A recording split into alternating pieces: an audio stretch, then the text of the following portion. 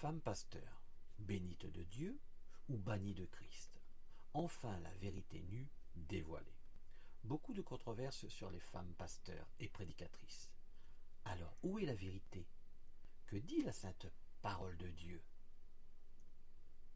Cela est tout un débat houleux qui divise les assemblées chrétiennes évangéliques, qui provoque chiisme, cassure, coupure entre frères, qui ouvre les uns et ferme les autres, rend sectaires les extrémistes et ouvert les modérés. Alors, que dit la Sainte Bible sur les femmes pasteurs et prédicatrices? D'un côté, il y a plusieurs versets chez Paul qui dit très fermement que les femmes n'ont pas le droit au ministère et leur interdit de prêcher et de faire prédication. Voir 1 Timothée 2, verset 12. Je ne permets pas à la femme de parler à l'Église. Si elle veut étudier, qu'elle demande à son mari de lui faire enseignement en privé. Cela est très clair et sans appel. D'autres versets dans d'autres épîtres de Paul disent la même chose. Paul se répète souvent sur ce sujet.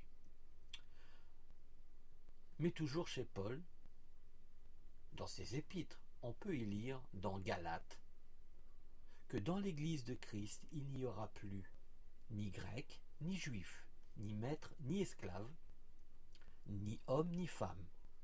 Cela est très clair aussi. Mais alors, quelle vérité de Paul devons-nous suivre?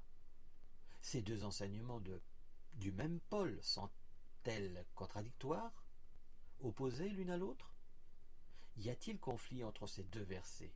Est-ce la guerre des versets? Essayons d'y voir plus clair ensemble. Dans l'enseignement de Paul, dans 1 Timothée 2, dans le chapitre en entier, il faut bien le lire en entier, on y voit une église dans la tourmente, qui a des soucis de discipline, et Paul y enseigne un remaniement, afin de régler les divers problèmes communautaires. Il apporte des solutions aux petits tracas du quotidien, des assemblées locales, fraîchement nées, et qui se posent des questions sur le bon fonctionnement de leur nouvelle communauté fraternelle. N'oublions pas que les assemblées christiques poussaient comme des champignons à l'époque, et qui poussent vite, poussent mal parfois. Ces assemblées étaient encore terrestres, attachées à ce monde, encore engluées dans les traditions et les coutumes de leur génération.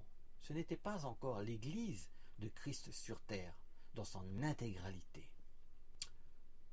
Pour ce qui est de Galates, là, c'est bien plus simple à comprendre. Paul parle dans Galates de la véritable Église de Christ sur terre, de l'Église accomplie et reconnue de Jésus-Christ Dieu, du véritable corps de Christ, son épouse. Et là, tout est différent. Car dans l'Église de Jésus-Christ Dieu, il n'y aura ni grec, ni juif, ni maître, ni esclave, et surtout, ni homme, ni femme.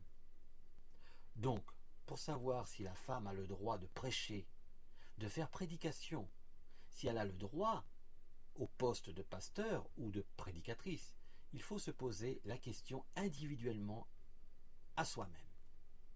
Est-ce que l'Église de Christ, Dieu, est à venir? Ou bien est-elle déjà parmi nous?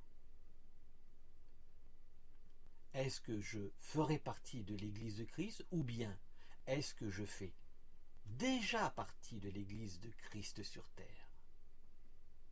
Et là, tu auras la réponse.